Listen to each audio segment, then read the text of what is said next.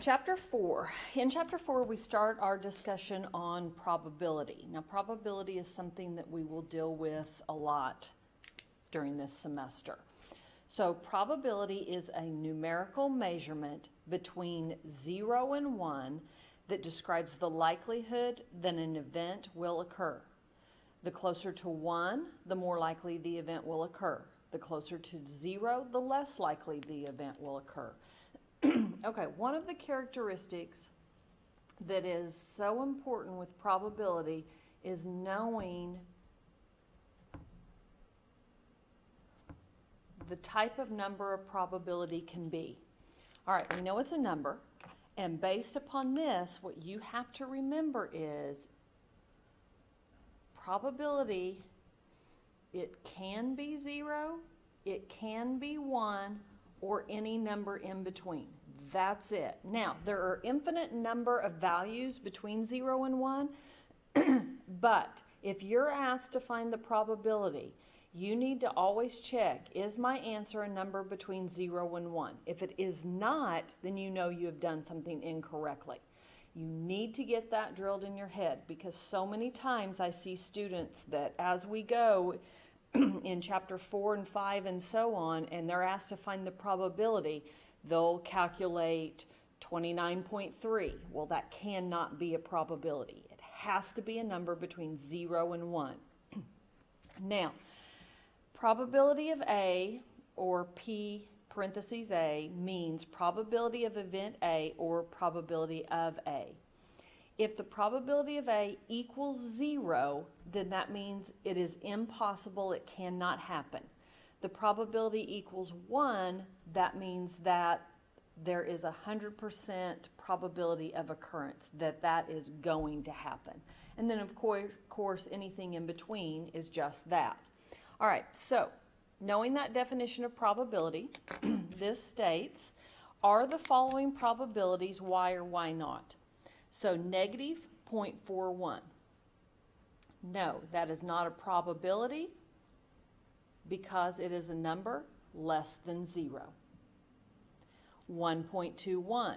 No, because that is a number greater than 1. 120%, if you rewrote that as it's a numerical value, would be 1.20 or 1.2. So, no, that is not a probability because it is greater than 1. 0.56, yes, that is a probability because 0.56 is a number between 0 and 1. Now, we have different types of probabilities. So the different types of probabilities that we're going to look at, one is called intuition. And this is a probability assignment based on past experience, judgment, or opinion. If someone said to you, if they knew you went to the movie every Friday night and they said, what's the probability that the movie theater is going to be full, you would base that upon your intuition. You've been every Friday the last 2 months, so you'd say, based upon my intuition, then it would be, yes, close to full. All right, then the second type of probability is relative frequency, and relative frequency is F over N, where F is the frequency of the event occurring, and N is your number of observations. So frequency over observations, F over N. And then we also get equally likely, which is also F over N, but the difference is if you had 3 possibilities, then they would all be equally likely, meaning 1/3, 1/3, 1/3. Whereas relative frequency, they're not all necessarily the same, they're not equal. Then we also talk about what is called the sample space, and this is the set of all possible outcomes. And typically when you create a sample space, it's capital S, and in brackets you'll list all possible outcomes.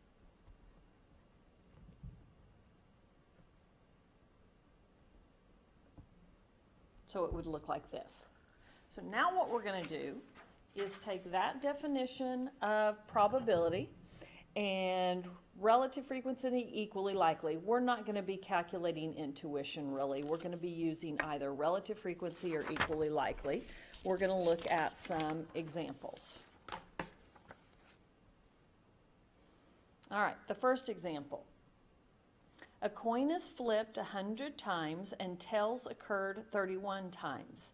Based on this experiment, what is the probability of flipping a coin and getting tails? All right, so based on this experiment, well, what we know is that a coin is flipped 100 times and tails occurs 31 times.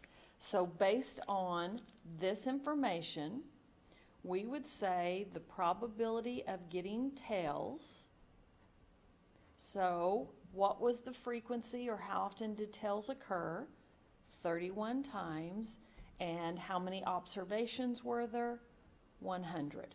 So it would be 31 over 100. Or of course you could rewrite that as 0.31. Just be sure if on WebAssign, pay attention to if it wants you to enter it as a fraction or as a decimal.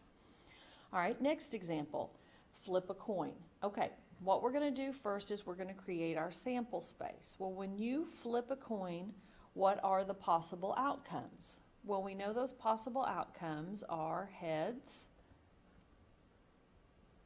tails. So there is my sample space. And this reads, what is the probability when you flip a coin you get heads? Well, what we're going to do is we're going to look up here how many favorable outcomes in my sample space is heads. Well, there's 1 heads to 2 possible outcomes. So it would be 1/2, or you could put that as 0.5. Probability of tails. I look at my sample space, there's 1 tails, 2 possible outcomes. Now, notice in this example, the probability of tails was 1/2. The probability of tails up here was 31 over 100. That's because we're looking at a particular observation of flipping a coin 100 times. In this example, we're only flipping the coin 1 time. So that's why that is different.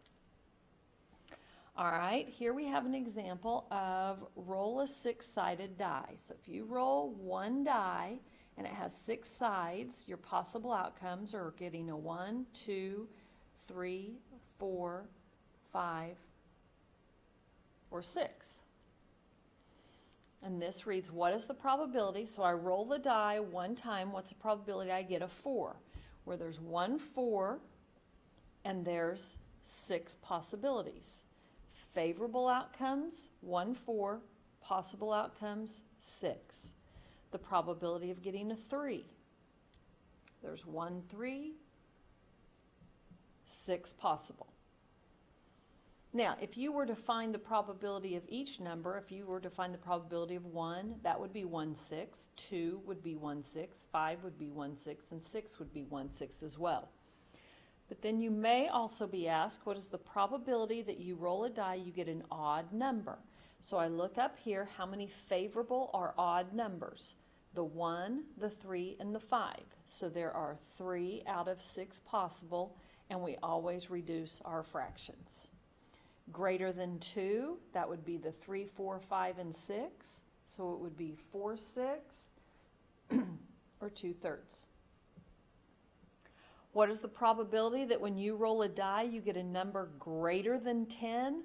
Well, there are not any of these that are greater than 10, so it would be 0 favorable outcomes out of 6 possible, or 0. So it's impossible, it can't happen. Roll a die and you get a number smaller than 9. Well, all of these numbers are smaller than 9, so it would be 6 favorable outcomes, 6 possible, or 1. Not ever going to happen, happen every time. Pick a card out of a standard 52 card deck. Okay, I'm not going to list every card that is in a deck, but there's 52 cards in a deck, and there are 4 of each number or face card, and then of course you have hearts, diamonds, spades, and clubs, and there's 13 of each of those. So this reads, what is the probability that you pick one card and you get a 5? Now be careful here. A lot of times students want to say 1 out of 52, but there are 4 5s in the deck, 52 cards, and that reduces to 1 over 13. All right, this probability that you draw a card and you pull a card that has a heart on it. Well, in the deck, there are 13 cards that have a heart on it, so that's your favorable outcomes.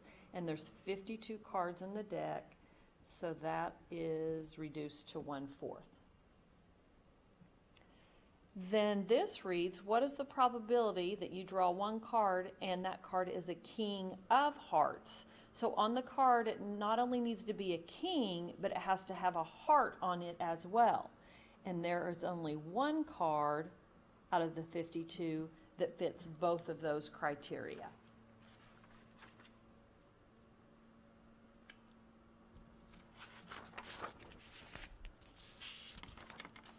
All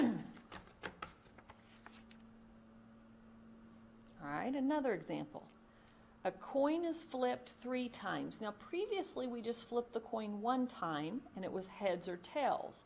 But now it's being flipped 3 times. So in my sample space, that changes a little bit, because you could flip it 3 times and you could get an outcome of heads, heads, heads, which then its opposite would be tails, tails, tails. You could get heads, tails, heads, and that opposite would be tails, heads, tails. Another possibility is heads, heads, tails, or tails, tails, heads. And then heads, tails, tails, or tails, heads, heads. So these are all the possible outcomes when you flip a coin 3 times.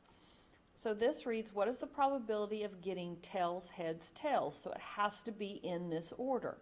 So I look through here and I see it there. So there is 1 favorable, 8 possible.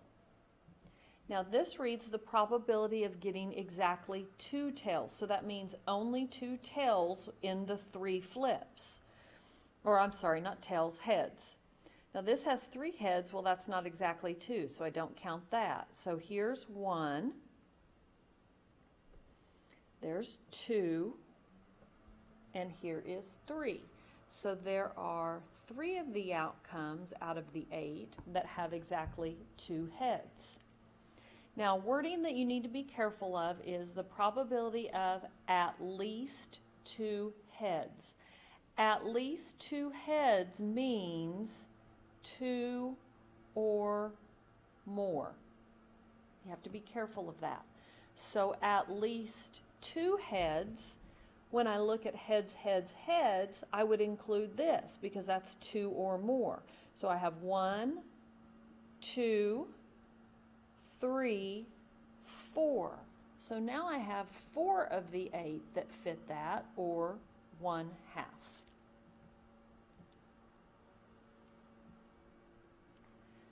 Next example, in a bag there are 4 red chips, 2 green chips, and 3 yellow chips. If you draw 1 chip without looking, find. All right, I like to draw a little bit of a visual. I am a math person, not an artist, so my pictures are a little lacking. There are 4 red chips, so I'm going to do an R. Those are my 4 red chips. 2 green, and 3 yellow, just to give you a visual. So I look in here and I say, okay, I have 1, 2, 3, 4, 5, 6, 7, 8, 9. So there's a total of 9 chips in there. All right, now when I create my sample space, I need to be a little careful. If I just put red, green, yellow, and you'll see why I put spacing there here in a minute. If I just put this only, I might think that, what's the probability I get a red one? Well, there's 1 out of 3. So what I'm going to do is I'm going to include how many of them that there are, so I know that they don't have the same amount in there. Okay, so when I reach in this bag, what is the probability I get a green chip? Well, I look in the bag or I look in my sample space and there are 2 green ones out of a total 9 chips. So it would be 2/9. The probability of yellow, there are 3 out of 9 chips. And of course, that's reducible, so I would reduce that to 1/3. Red would be 4/9. All right, now we've done several examples, and remember the different types of probability are intuition, relative frequency, equally likely. Now the difference between relative frequency and equally likely is when you look at all the possible outcomes, if they're all the same probability, then they're equally likely. If they're not, then it's a relative frequency example. So it says, are the previous probabilities an example of relative frequency or equally likely? So I'm going to go back and we're going to look at each one. So this first example, we just had one probability, 31/100. This would be relative frequency. And I think that pin is going out, so I'm going to go to a different one. So relative frequency. Here in this example, I have heads, tails. Heads was 1/2, tails was 1/2, 2 outcomes. They're both the same probability. This would be an example of equally likely.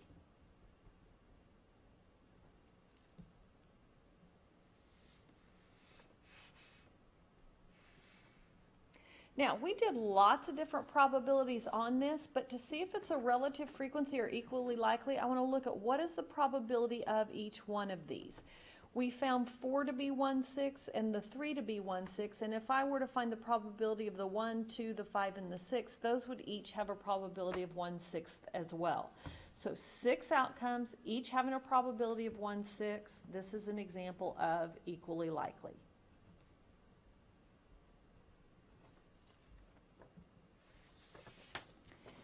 Then the last one, okay, what we want to do to see if it's relative frequency or equally likely is think of each individual card. Now we did the probability of getting a 5, which would be 4 out of 52.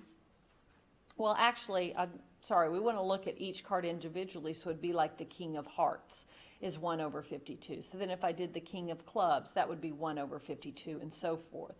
So each card has a 1 out of 52 probability of getting chosen, so this would be equally likely as well.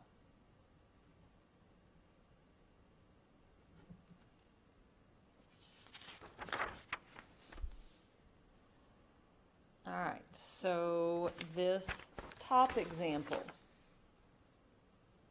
I had 8 possible outcomes. The probability of each possible outcome is 1/8, so this is equally likely.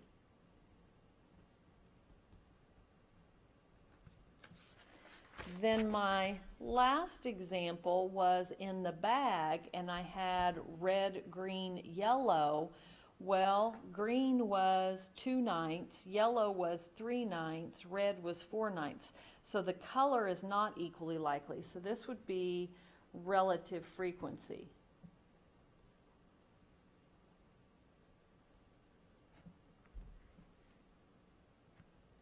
All right. So then, and this is another important characteristic that you have to remember. Just like we know probability, an individual probability is always a number between 0 and 1. This is just as important to remember. The sum of the probabilities of all simple events in a sample space must equal 1.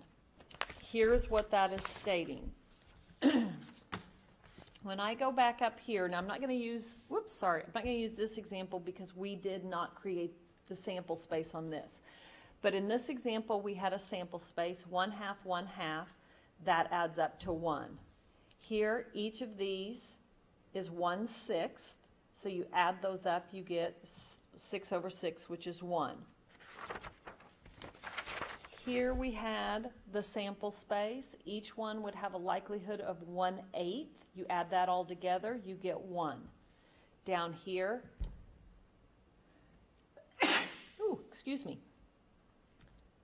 I look at my probabilities, 2/9, 3/9, 4/9. I add those together, I get 9/9 or 1. And that will always be the case. It always has to equal 1. Now,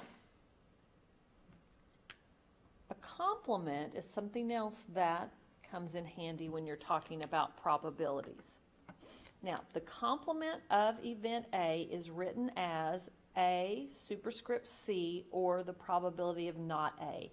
I tend to write it this way, but both are correct. Not A, this means that event A does not occur. So, the probability of A does occur, plus the probability of not A, it does not occur, will always equal 1. Here's an example of that. When you look on your app, your weather app, I have one on my phone, a lot of times it's going to give the percentage of rain. So the percentage of rain, or the probability of rain, plus the probability of not rain will always equal 1. So if I know the probability that it's going to rain today is 30%, then I know the probability that it's not going to rain is 70%. Because 30 plus 70, or 0.3 plus 0.7 equals 1. Now, if I solved this for the complement, I would subtract the probability of A from both sides, and it would read the probability of not A equals 1 minus the probability of A. So that would be like taking 1 minus 30%, or 1 minus 0.3 equals 0.7. You probably did that in your head, and you may not have even thought about mathematically what you were doing. Now, there's two ways. If you come up here, again, we're going to come up here to this example right here, and it's talking about green chips, which there's 2 in there, total of 9 chips. It says, what's the probability of not green?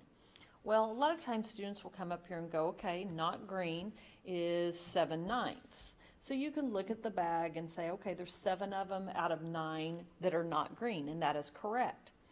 Now, if we look at it using the complement formula, which is another way to look at it, we could find this as 1 minus the probability of green. And we found the probability of green above being 2/9. Well, of course, that would be 9/9 minus 2/9, and you get your 7/9 as well. So I just wanted to show you how it mathematically works using the complement. So let's take a look at an example. All right, you work in a hospital which must be staffed 7 days a week. Each week you get 1 day off, which is picked at random by your supervisor. Suppose 1 day of the week will be picked randomly as your day off for next week. So the first thing it wants us to do is list our sample space. And our sample space is the days off that we could get. Well, in a week there is Sunday, Monday, Tuesday, Wednesday, and I'm going to use R for Thursday, Friday, and Saturday. So the probability I get Sunday off is 1/7. The probability I get Monday off is 1/7. Each day is 1/7, and so if you added 1/7 up 7 times, you get 7/7, or 1. And since they're each 1/7, these probabilities individually are equally likely. Find the probability you will have a day off on the weekend. So the probability I get a day off on the weekend. So I want to do favorable out of possible. So I look up here, the weekend would be Sunday and Saturday. So it would be 2 of the 7, or 2/7. Down here, Find the probability of not the weekend. So the probability of not weekend. Well, one way you can do that is look up here and go, okay, well, here are all the days that are not the weekend. So there are 5 of the 7. Or if you recognize that these two are complements, and you know complements have to add up to 1, so you could calculate this as 1 minus the probability of a weekend, which is 2/7, which is 5/7 as well. Both ways are correct. I'm not telling you which way you need to, just the one that makes the most sense is the one I prefer for you. All right, a spokesperson for United Airlines said there is a growing demand among flyers for special meals, vegetarian, low-fat, diabetic, so forth. Out of 60,000 meals they serve every day, 6,000 are special. A passenger is selected at random and asked to select a meal. All right, so my sample space is the type of meals. Now, we're not going to list each one of these because there could be more than that. You could have gluten-free. We're just going to call special meals. Now, I have to be careful because I know that there are 6,000 of those. Now, the other ones you could call, I'm just going to call them a regular meal. And if 6,000 of them are special, then I know 54,000 have to be regular because these two have to add up to the 60,000. Now, when I look at this, I think, well, no way, these are not equally likely because there's way more likelihood of getting or ordering a regular meal than a special. So this would be using relative frequency type of probability. All right, find the probability the person orders a special meal. So the probability, that they order a special meal. Favorable outcomes, there's 60,000 that order a special out of a total 60,000. And that is 1/10, or you could write it as a decimal. Find the probability of not a special meal. So not special. Well, as soon as I see I have special and this is not special, then I go, these two are complements. And complements have to add up to 1, so I could just do 1 minus 0.1 or 0.9. Now, the other way you could have looked at it was not special is regular. Well, that's 54,000 out of the 60,000, which is 9/10, which is the same answer. So there's 2 ways you can go about calculating that probability. All right, the last page of 4.1 is looking at a table to find probabilities. All right, it says a poll of 1,000 couples conducted show the following results. Okay, length of dating time before engagement. So you have 1,000 couples. Of those 1,000, there are 200 of them that have never been engaged, 240 of them that dated less than a year and then got engaged, 210 of them dated 1 to 2 years and then became engaged, and then 350 of them dated more than 2 years and then became engaged. Now, it tells me up here that there are 1,000 couples, but suppose it did not tell me that. I would need to then total this up and find the summation, and you add all those up and you know there are 1,000. So you know this becomes your denominator for the relative frequency. Okay, so my sample space is all the possible outcomes, and that means never engaged, and there are 200 of them. Now, since these are not equally likely, because there's different numbers here, then I'm going to put the number in my sample space as well. Less than 1 year, there's 240 of them. 1 to 2 years, there are 210 of them. And more than 2 years is 350. So my sample space would look something like this. All right, so then we're going to use relative frequency since they are not equally likely to find our probabilities. And it wants us to find the probability for each possible outcome.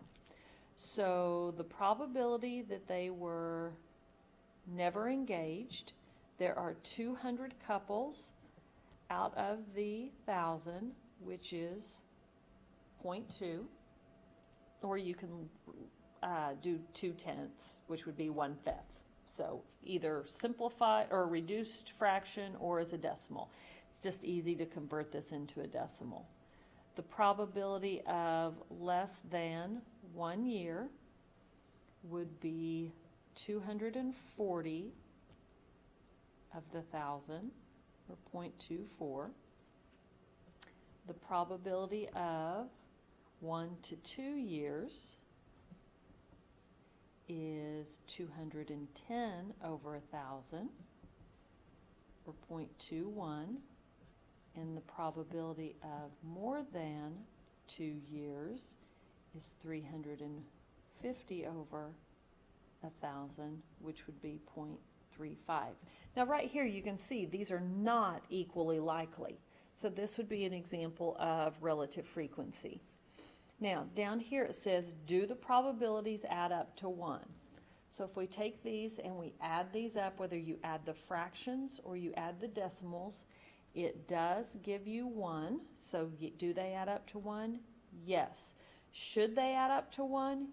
Yes, because remember, earlier we talked about that when you look at your sample space, all the possible outcomes, when you calculate their probabilities, which we did here, in order to fit into a correct probability, that has to add up to 1. Now, there are some instances where it might add up to 0.99 or 1.01 or something to that effect. And that's if you round if you have fractions and you round this, and sometimes it doesn't round or it rounds up, you might get slightly off. But if you leave it as a fraction and a reduced fraction and add all of those up, then yes, it would always add up to 1. All right, that concludes our first discussion on probability.